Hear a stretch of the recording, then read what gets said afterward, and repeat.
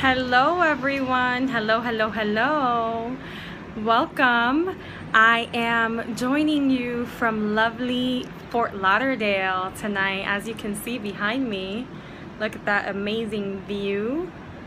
So thank you everyone for joining me today. Tonight's talk will be a very interesting one, as I want to hear from you all. Over the past week, I actually have been talking a lot about female sexuality, and a lot of things have come up, right? A lot of you have asked some questions, and I want to just take some time today to really hone in on any questions that you all may have around female sexuality, orgasm, pleasure, desire. So today is going to be much more of a frequently asked question Q&A Periscope, but I also want to share a couple of things with you all about what I'm doing here in Fort Lauderdale. So feel free to think about some of your questions and begin to throw them up on the chat. Anything that you want to know about female sexuality, now is the time to ask. Thank you everyone for joining. Thank you to all of my live viewers, to my replay viewers, and then a special great big hug goes out to all of my lifers, like literally great miracles within us, all of those who come, Lola Talk, all of those who come on night after night to join me.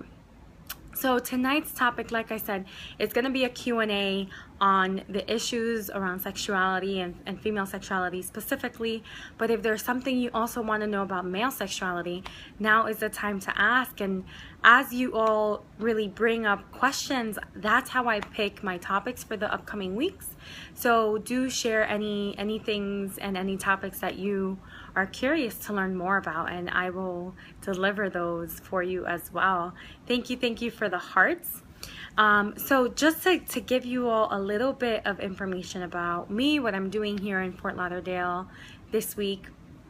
My name's Yanis. I'm your sexuality expert here on Periscope, talking about all of the unspoken issues, sexuality, spirituality, relationships, and everything that really has to do with those.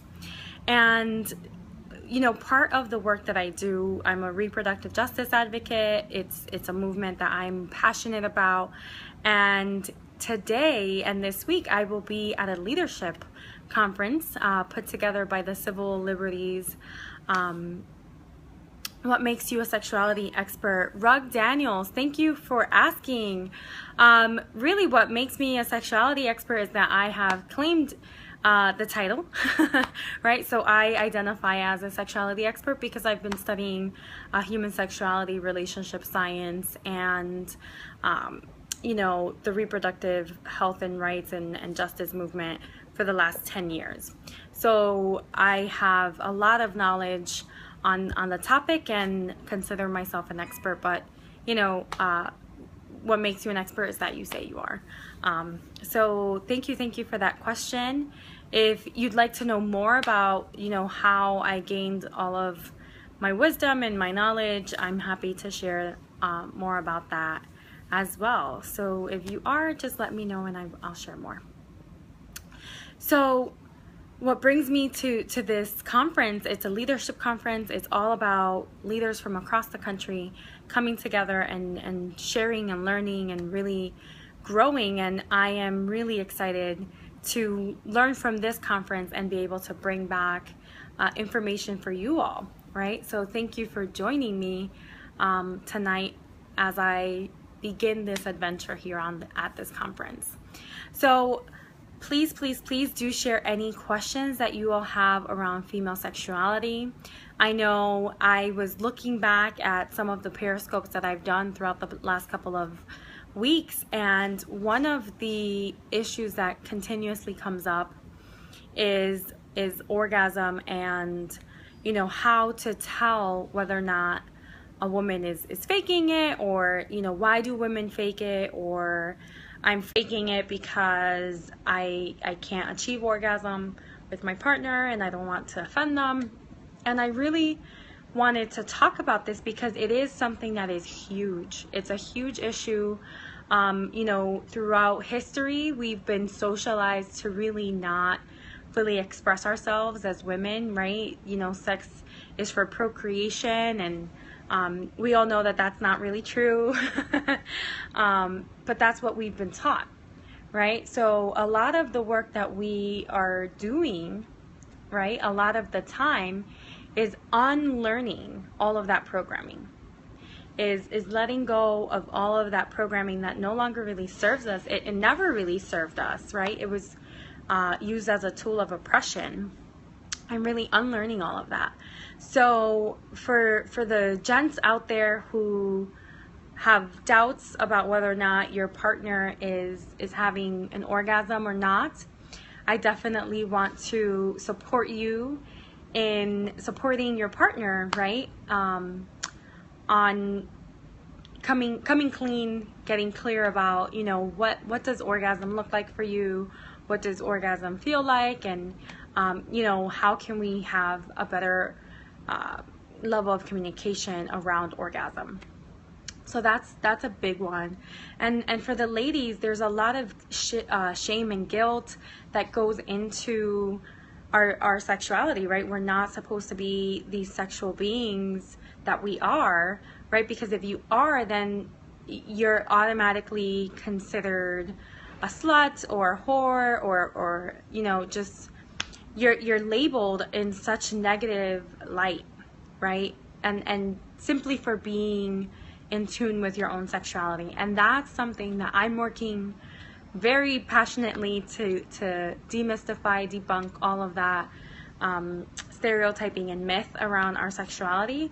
But also there's a level of self-acceptance that really needs to be embraced by all of us on our sexuality, around our sexuality. It's not something to be ashamed of. It's not something that is separate from us, right? It is who we are. It's part of who we are. It's a huge component of what makes us human. And to really shy away from fully expressing an orgasm or doing the work to fully express who we are through orgasm is really of disservice to us. How to be myself and come out when those around me are very intolerant, feel trapped / shame. Coming out as gay, coming out as a sexually free individual. How are we coming out? Hallie, thank you for that question. You know, for myself, and I can speak from my own experience, right? I'm pretty out there. Bisexual. Okay, yeah. So bisexual, that's a really packed word. So historically, you know, bisexuals have been seen as, you know, heterosexuals who can't pick a side, right? That's kind of like the stereotype around bisexuality.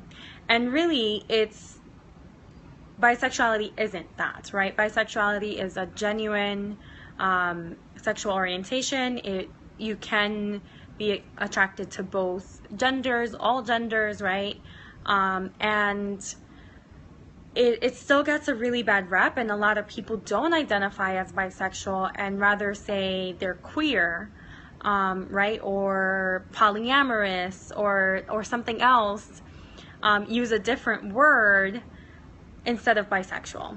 So I think that's something to consider, is really owning the term, right? If you're gonna own it,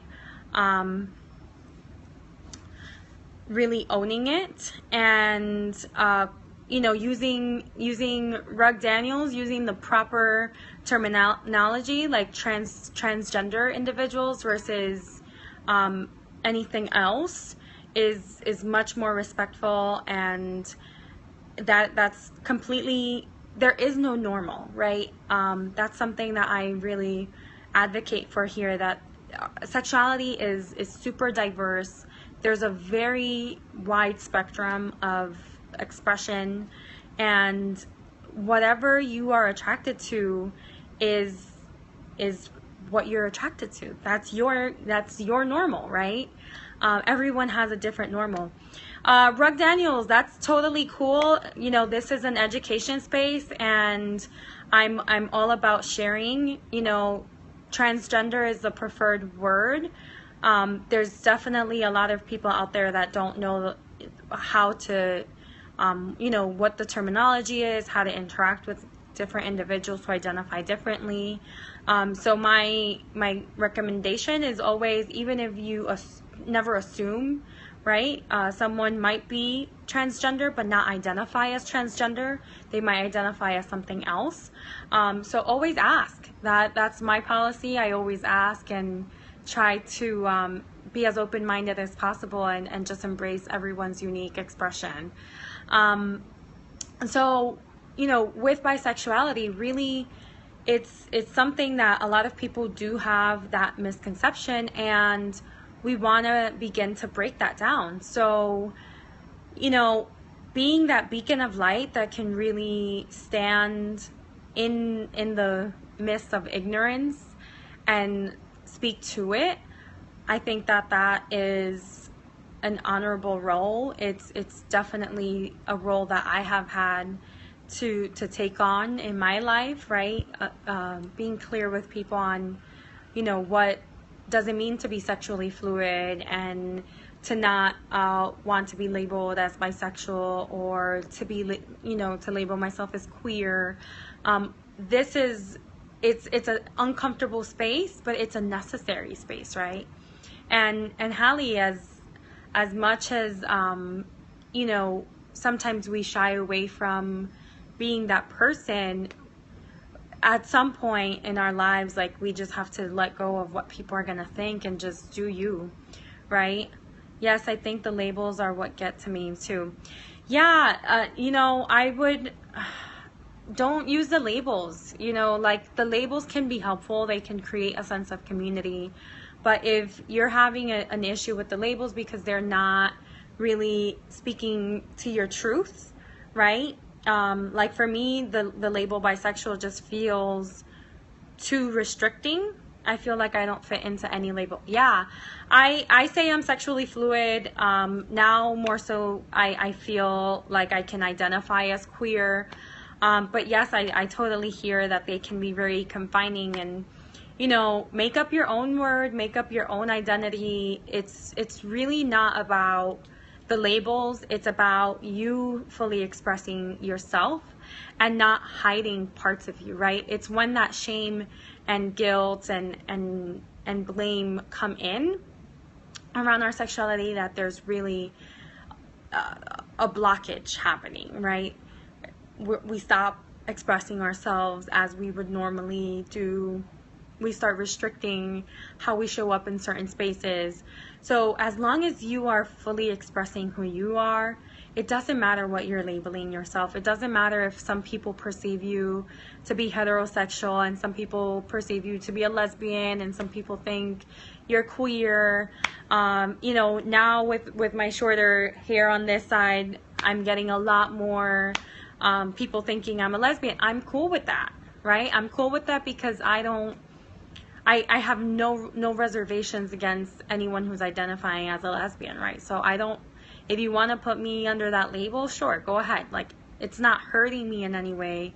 And if you acknowledge that to me, then I take that as an educational opportunity, and I can let you know, like, hey, you are making some real serious assumptions about my sexuality, and actually that's not how I identify. This is how I identify, right? And really having that thoughtful conversation.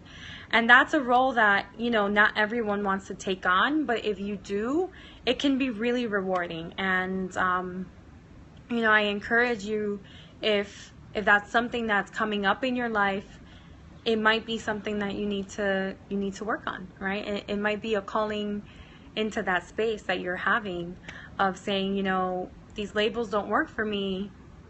You know, how can I express this to my community? How can I really be authentic with my identity without labeling myself? So I hope that that really helped. You are like, oh, thank you, Hallie. Thank you, thank you, thank you. So that's a really, thank you for that question, because there's so many people out there struggling with their sexual orientation and identity. And, you know, sometimes it's like, where does my identity begin and end? And where does my orientation begin and end?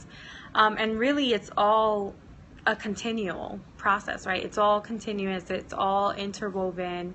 There's no, you can't really separate them all. Like, we've tried dwindling our sexualities down to basic categories, and it really just doesn't serve us. It doesn't work all the time.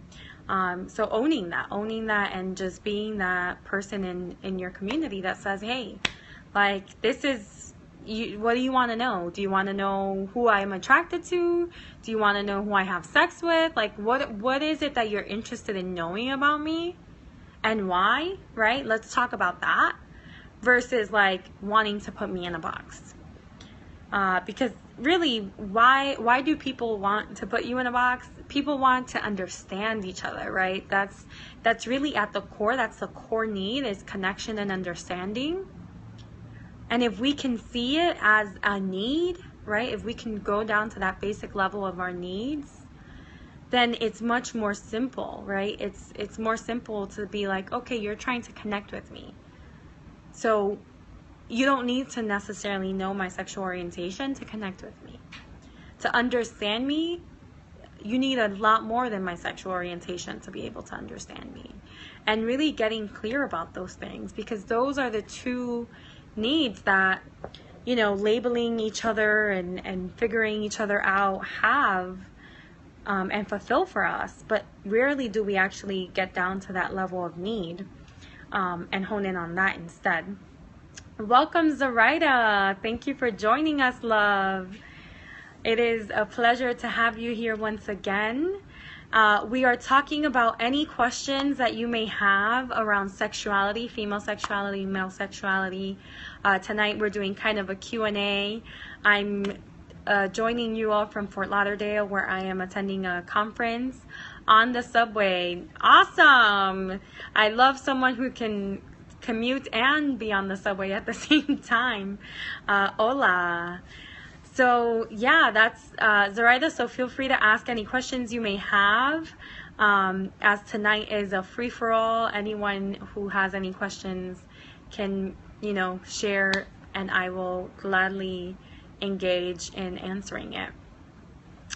So some other questions that have come up around female sexuality and orgasm, you know, have to do with, you know, what's the best, what's the way, right? How do you engage in orgasm and make it happen really fast?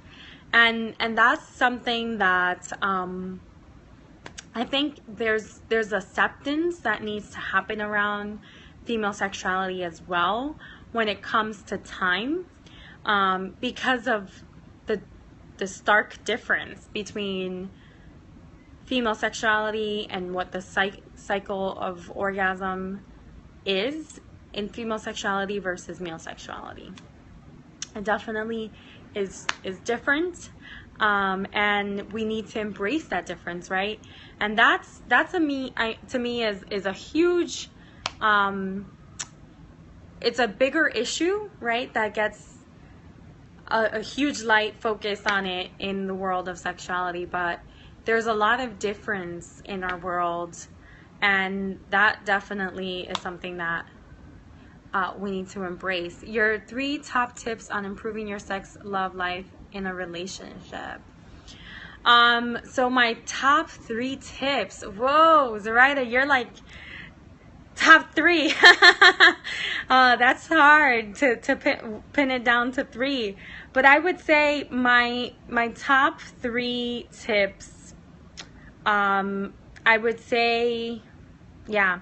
So my first one is know yourself. Like, get to know yourself before you get to know someone else.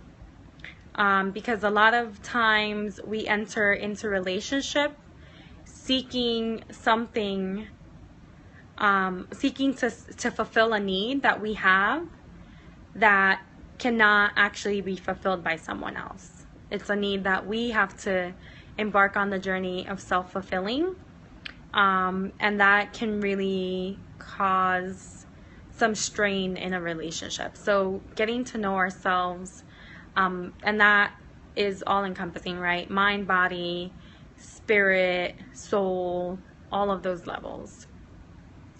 The second big tip that I would say is communication, being clear of what your needs are, what you like, what you don't like, what your expectations are with your partner, and having that be a continual process, right? I see a lot of relationships that once you kind of pass the dating stage, it becomes like almost like you know the person and you kind of assume a lot that you are gonna always get along, and that just because they like something this way during the first 3 months of the relationship that they're gonna keep wanting it that way.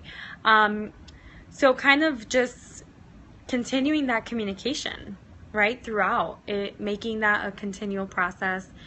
And the third tip I would say is having to do with our sex life, right? Is to really be adventurous and at the same time be planned out, right?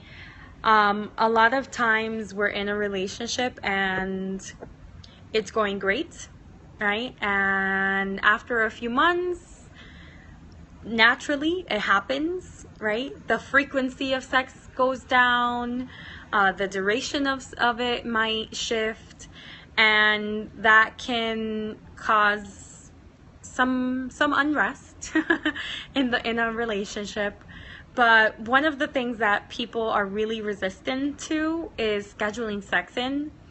And that's actually a practice that I recommend to people, is to really have those moments where it's adventurous and spontaneous, but also schedule it in, because life gets in the way. And if your relationship is a priority, if your sex life is a priority, you want to make time for it. You don't have to plan out every single detail for it, but really take out the time out of your week, out of your day, out of your month, and really be mindful and proactive about what you want to create and what you want to experience in those interactions and in that time. So those are the top 3 tips that I would give on love, sex, and relationships. So let me know if you have any other questions. We have about 5 more minutes before I have to jump off and do the scope in Spanish, and I am happy to stay on if you all have any additional questions. If not, I will hold for a minute or two and see what else pops up. You are very welcome, love. I truly enjoy the dynamic here, the sense of community that I get from you all the love that I get on your end, right back. You know, I feel it and I send it right back at y'all. So thank you for always having thoughtful questions and being so engaged on my Periscope. Okay, so I don't see any other questions popping up. So I am gonna take that as a sign that there are no more questions pending, and wish you all a very passionate evening. Until tomorrow morning at 9 a.m. for my morning inspiration. I love you all and wish you a passionate evening. Take care.